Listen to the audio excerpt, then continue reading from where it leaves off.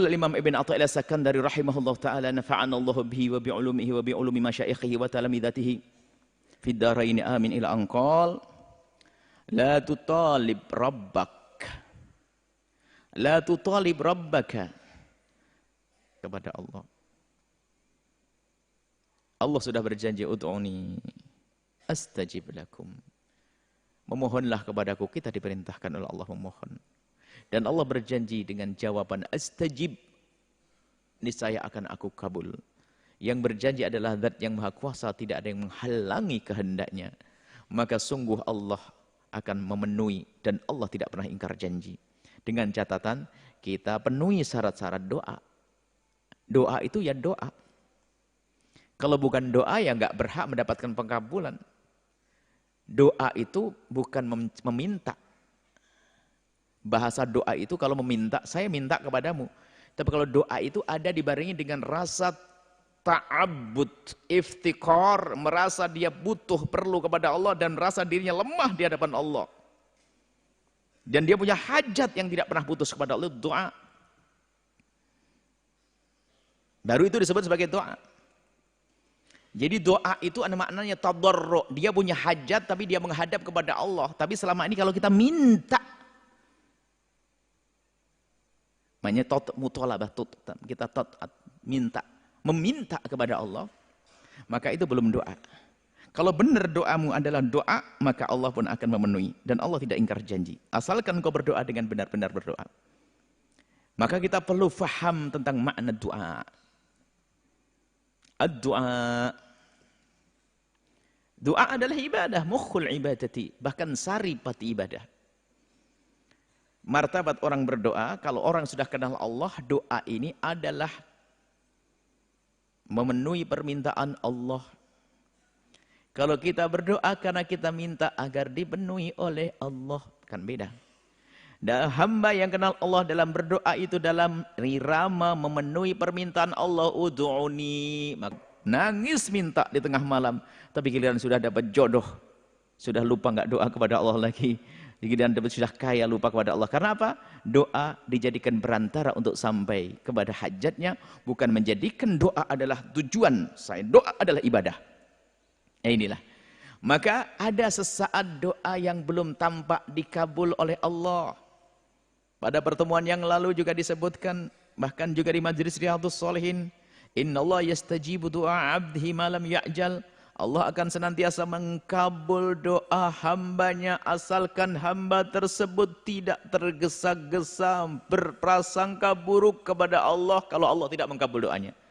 Maka jika ada seorang hamba berdoa sehari, 2 hari, seminggu, 2 minggu, sebulan, 2 bulan, 1 tahun, 2 tahun berdoa, kalau ternyata belum dikabul oleh Allah, lalu dia berkata, aku sudah berdoa lama kok belum dikabul-kabul, maka itu tanda tidak dikabul. Karena apa? Dia adalah mendahului Allah.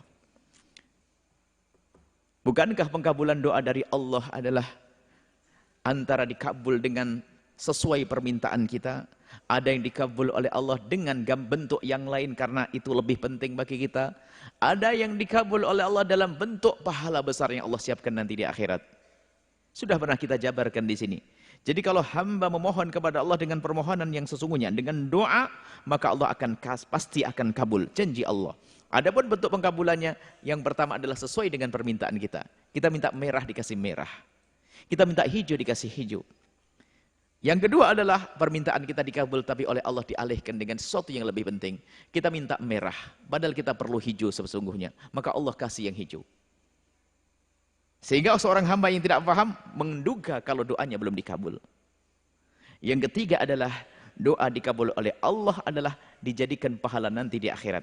Dan inilah yang menjadikan mereka lebih bangga. Sehingga orang-orang yang doanya tidak dikabul di dunia ini, waktu di akhirat itu kaget. Bertanya, ya Allah ini pahala apa?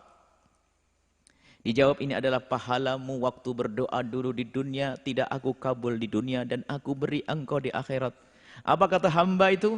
Hamba itu berkata, ya Allah kalau memang seperti ini, aku lebih senang jika doaku di dunia tidak dikabul semuanya agar kau kabul di akhirat saja. Karena di akhirat lebih agung. Jadi orang beriman tidak pernah prasangka buruk kepada Allah. Jangan sekali-kali mengatakan doaku tidak dikabul oleh Allah. Bahkan dalam berdoa, wa antum muqinuna bil ijabati, engkau yakin dikabul. Kenapa? Karena Allah sudah berjanji. Dan pengkabulan Allah mudah. Nggak ada yang bisa menghalangi Allah kalau ingin mengkabul. Baik, kemudian ada seorang hamba mungkin tergesa-gesa tadi. Ya Allah, kok belum dikabul, Mas? Sudah berapa bulan puasa ini? Sudah doa terus, katanya sudah sedekah. Nah, la tutalib. Awas, jangan kau menuntut Rabbaka kepada Tuhanmu bita'akhuri matlabik, karena Allah terlambat dalam mengkabul permohonanmu. Walakin akan tapi talib nafsaka, tuntut dirimu, tegur dirimu sendiri. Nafsaka bita'akhuri adabika. Sebetulnya yang harus kau sadari, hendaknya engkau cambuk dirimu sendiri. Karena engkau telah ta'khuril adab, ini kurang beradab kepada Allah. Kurang adab kepada Allah. Memohon kepada Allah belum apa-apa sudah berkata, ya Allah, ada paling tidak dikasih. Ini kan bikin marah. Allah Maha Kasih. Coba kita buat contoh kepada manusia saja. Semoga Allah memberikan kecukupan kepada Anda semua, wahai para pemirsa. Hari ini pengajian istimewa Anda di rumah, tidak hadir ke masjid. Anda di rumah, karena tidak kita adakan di masjid.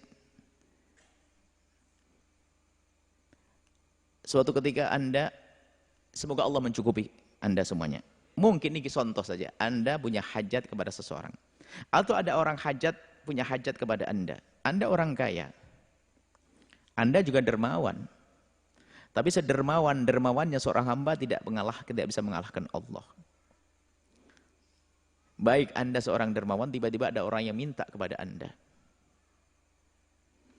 Ya karena satu hal, Anda belum sempat langsung mengeluarkan uang. Masih ngobrol, ada yang lebih penting telepon. Anda minta, Mbah atau Pak Haji, saya minta uang, minta bantuan begini-begini. Di benak Anda sudah akan Anda keluarkan uang. Cuman karena waktu Anda ingin mengeluarkan uang, ada telepon yang masuk. Di saat Anda menelpon dengan orang yang penting urusannya, tiba-tiba orang itu ngomong, paling nggak dikasih modelnya begini ya. Dan Anda dengar, padahal Anda sudah nyiapkan duit. Anda sudah nyiapkan duit mau ngasih, dan Anda seorang dermawan memang, tapi tiba-tiba Anda dengar omongan dia. Di depan Anda kedengaran lagi. Modelnya nggak kira ngasih orang begitu. Kita minta tinggal telepon sana sini. Kira-kira marah Anda yang mau ngasih. Oh, kok kurang ajar banget. Suudon, padahal sudah disiapkan. Allah tahu apa yang ada di hati kita. Makanya kalau minta kepada Allah lalu Anda berkata, tidak dikasih kayaknya. Ini kan kurang ajar. Seolah ngomong, ya Allah kalau tidak mampu ngasih saya, ya Allah mulai kemarin saya minta nggak dikasih-kasih. Ya, ini kurang ajar. Maka ta'akhuri adabik. Karena adabmu yang kurang inilah yang hendaknya kau tuntut dirimu untuk membenahi. Maka tadi masalah permohonan ini penting sekali. Saya kembali bahasanya. Memohonlah dengan permohonan yang sesungguhnya atas dasar hajat kita kepada Allah yang tidak pernah putus. Al-arifun disebutkan pada hikmah sebelumnya. Orang yang kenal Allah adalah orang yang tidak pernah putus merasa hajat, punya kebutuhan kepada Allah. Bahkan di saat dipenuhi hajatnya pun malah dialah semakin punya hajat kepada Allah. Di saat diberi oleh Allah sesuai dengan keinginannya, dia semakin hajat, semakin bergantung kepada Allah. Yang punya bisnis lancar. Apa hajatnya dia kepada Allah? Hajatnya adalah agar Allah menjaga bisnisnya. Ayo. Kalau tidak dijaga oleh Allah, hancur. Yang diberi Allah, ya Allah berikan padaku kesehatan. Oke. Allah kasih kesehatan, seger bugar benar. Apakah setelah itu tidak butuh kepada Allah? Dia punya hajat lagi kepada Allah. Setelah sakit hajatku kepada Allah agar aku diberi kesembuhan. Oke. Setelah Allah berikan kesembuhan, apakah dia lepas? Enggak lepas. Apa itu? Agar tetap dijaga kesehatannya. Enggak akan putus. Minta ilmu, ya Allah berikan kepadaku ilmu. Oke. Setelah Allah beri ilmu, enggak cukup. Ya Allah jaga ilmuku agar tidak hilang. Nah begitu. Jadi seorang arif yang kenal Allah, dia akan selalu merasa punya hajat kepada Allah dan tidak akan terputus sampai kapanpun. Sehingga dia akan terlena. Maka muncullah orang-orang kaya yang dermawan. Karena dia bersedekah ingin dikembalikan kepada Allah dengan harapan Allah menjaga hartanya. Yang sehat gunakan kesehatannya untuk Allah. Yang punya jabatan dia tahu jabatan perlu dijaga. Agar jabatan ini abadi sampai di akhirat dia gunakan jabatannya untuk Allah. Sehingga di dunia berakhir jabatannya, akan tapi di akhirat dia akan mendapatkan jabatan agung di hadapan Allah karena telah menggunakan jabatan dunianya adalah untuk Allah. Nah ini. Ya inilah yang harus difahami seorang hamba. Melakukan satu perbuatan di dunia ada nilainya, sambung kepada kehidupan nanti di akhirat. Jabatan di dunia ada jabatan di akhirat. Ya ini bagaimana agar bisa dijaga oleh Allah? Kita memohon kepada Allah. Mendekat kepada Allah Subhanahu wa taala. Baik, dalam permohonan jangan sekali-kali kita terburu-buru lalu mengatakan Allah tidak mengkabul doaku. Akan tapi talib nafsak. Tuntut dirimu. Yang kurang faham Allah itu agar kenal Allah. Yang kurang adab agar beradab kepada Allah. Yang kurang adab beradab kepada Allah. Dan ada sebagian orang yang sebetulnya tidak berdoa makanya tidak dikabul oleh Allah. Dan memang tidak dikabul beneran. Tidak dikasih di dunia, bukan juga dialihkan untuk kebutuhan yang lain, di akhirat juga nggak dapat. Karena dia tidak doa. Karena dia merasa baca iya, tapi tidak merasa butuh kepada Allah. Makanya syarat kekhusyuan doa kan harus ada kesadaran dari kita. Saya punya hajat. Walillahil mathalul a'la. Kita membuat contoh manusia itu hanya untuk memahamkan saja. Contoh, ada orang datang kepada Anda punya segalanya. Ada orang deleming, ngomel, nggak jelas bahasanya. Apa Pak? Saya minta. Minta apa? Nggak jelas. Nggak sadar ngomongnya. Ya bingung gimana? Minta apa itu? Maka dengan Allah Anda sadari apa yang Anda minta. Apa yang Anda minta? Anda sadari minta, ya Allah, aku punya hajat ini Allah. Anggap saja urusan dunia, Allah aku punya hajat ya Allah. Hajatku adalah rezeki yang cukup ya Allah. Harus ada lanjutannya untuk apa? Kan begitu. Ingin menghidupi anakku dengan layak, dengan baik, yang halal, bersih. Agar digunakan untuk bekal ibadah untukmu ya Allah. Dia memohon kepada Allah. Dunia nggak apa-apa. Dia minta kepada Allah nggak ada batas. Sampai dikatakan kalau seandainya pengikat atau jarum hilang pun kita perlu kok minta kepada Allah. Allah kalau kita tidak minta Allah kepada Allah, Allah marah. Kalau kita semakin minta kepada Allah, Allah senang. Bahkan minta pun kalau perlu ilhah fid du'a. Ilhah fid du'a itu kalau minta kepada Allah itu adalah kalau dengan manusia itu kayak maksa, tapi kepada Allah kan tidak pantas dengan bahasa maksa. Ilhah fid du'a. Ya Rabb, ya Allah, ya Allah, ya Rabb. Seperti dikisahkan seorang yang laki-laki Asy'ath Akbar, seorang yang dalam model compang-camping, modelnya orang yang sangat dikabul doanya. Dia sudah memenuhi syarat doa. Seolah-olah tidak senang dengan dunia. Tampak penghambanya kepada Allah.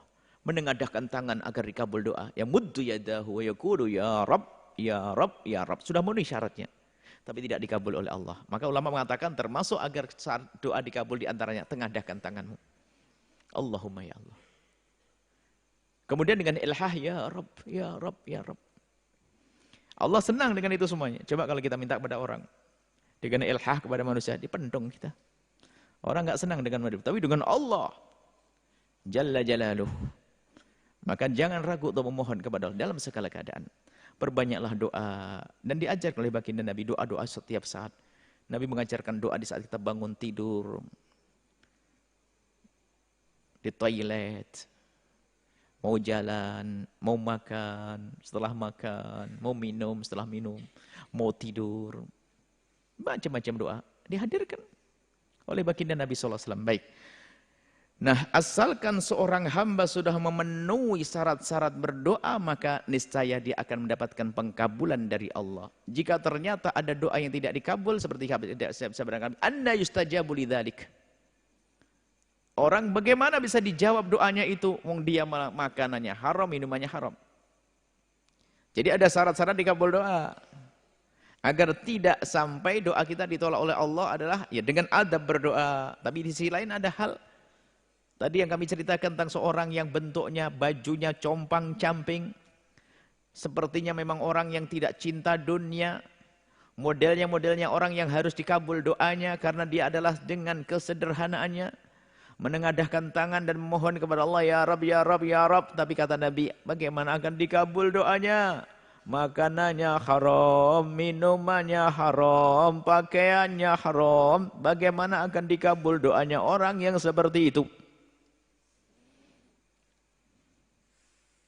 Pernah kita hadirkan satu kajian sudah lama, beberapa waktu yang lalu, agar doa dikabul menurut cara yang diajarkan Nabi Muhammad SAW. Anda cari insya Allah doa itu rincian bagaimana doa. Jadi agar doa dikabul, pertama memang makanan haram. Yang kedua adalah kita memilih waktu yang tepat. Kita juga waktu yang dibarengi dengan yang namanya sedekah. Kemudian juga kita husnudon kepada Allah. Macam-macam. Jadi agar doa dikabul oleh Allah Subhanahu wa taala, bukan sekedar kita menengadahkan tangan saja. Ada syarat-syarat yang hendaknya kita penuhi agar doa kita dikabul oleh Allah Subhanahu wa taala. Baik, jadi dari hikmah ini yang bisa kita fahami bahwa jangan biasa berprasangka buruk kepada Allah, tapi tuduhlah hawa nafsumu sendiri dalam segalanya. Jangan berprasangka buruk kepada Allah, tapi tuduh dirimu sendiri karena keteledoranmu. Kurang sempurnamu dalam mengabdi. Dan inilah yang dirasakan oleh orang-orang yang sampai kepada Allah. Dimulai dari baginda Nabi SAW. Baginda Nabi itu di dalam menjalankan kewajiban tidak pernah kurang. Bahkan tidak ada yang kurang. Tapi kenapa baginda Nabi itu kok masih istighfar sampai 70 kali di majlis? Minta ampun dari apa? Enggak ada yang kurang dari baginda Nabi. Akan tapi merasa kurangnya seorang hamba, itulah yang hebat. Para kekasih Allah bisa beribadah banyak, dia beristighfar padahal beribadah. Dia merasa masih kurang dia dalam ibadah. Merasa masih belum menggunakan apa yang Allah berikan. Belum menggunakan apa yang Allah berikan untuk Allah seluruhnya. Ini, jadi para kekasih-kekasih Allah tuh mikirnya begitu. Nabi mensyukuri nikmat, afalakunu abdan syakura. Sampai tawarramat qadamah. Melakukan salat sampai membengkak kakinya. Siti Aisyah melihat, ya Rasulullah, kenapa harus capek-capek begitu ya Rasulullah? Bukankah Allah telah mengampuni dosamu yang dahulu dan akan datang? Maksudnya engkau tidak akan punya dosa. Surgamu pangkat tertinggi. Kenapa engkau masih beribadah semacam itu? Nabi mengatakan, aku ingin bersyukur kepada Allah. Baik. Kemudian juga dalam irama bertobat itu ada martabat-martabatnya. Nabi bertobat pada Nabi tidak punya kesalahan, tidak pernah punya kekurangan, tapi merasa kurang ini penting. Makanya kita perlu di saat ada keterlambatan mengkabul, di saat ada keterlambatan pengkabulan doa kita menurut pandangan zahir kita, tapi jangan suudzon kepada Allah. Yang pertama itu tadi. Yang pertama adalah kita menduga akan dikabulkan, tapi kok belum, mungkin diganti dengan yang lainnya. Dan mengganti yang lainnya itu kita tidak dikasih tahu oleh Allah. Doanya minta agar tokonya lancar, tapi oleh Allah digantikan jantung kita. Atau pas kecelakaan tiba-tiba dia selamat yang lainnya. Ini diganti oleh Allah dengan itu. Itu kalau tahu. Kalau tidak tahu, kita khusnudon. Masih Allah beri apa itu? Nanti di akhirat. Selain itu khusnudon kita bagaimana agar kita tidak masuk dengan istijal ini? Khusnudon yang lainnya adalah koreksi dirimu sendiri. Kalau ternyata pengkabulan doa ini terlambat, bisa saja mungkin karena makananku haram, dibersihkan makanannya. Atau aku kurang mencari sebab-sebab dikabul doa, aku sedekah kepada orang fakir. Aku akan memohon di tengah malam, dan seterusnya. Aku akan berwasilah dengan amal-amalku. Jadi berusaha dia, koreksi. Lah ini doanya sekali, nuntutnya panjang. Sudah itu suudzon sama Allah, ya Allah aku sudah dapat ijazah dari kiai, semoga rezeki banyak. Sampai sekarang nyungsep terus, utang tambah banyak. Ya udah, memang modelmu seperti itu, pantas kau mendapatkan seperti itu. Karena sudah suudzon kepada Allah. Maka prasangka baiklah kepada Allah yang maha kuasa untuk mewujudkan prasangkamu. Prasangka baiklah kepada Allah yang maha kuasa untuk mewujudkan prasangkamu. Ana inda dhanni abdi bi. Aku tergantung bagaimana hambaku mendugaku. Khususnya di dalam permohonan, jangan sekali-kali menduga Allah tidak mengkabul doamu. Ini saja insya Allah. Semoga Ini menjadi sebab kita semakin khusyuk di saat memohon kepada Allah Subhanahu wa taala. Zat yang Maha Kuasa yang telah berjanji akan mengkabul semua permohonan hambanya. Wallahu a'lam bissawab.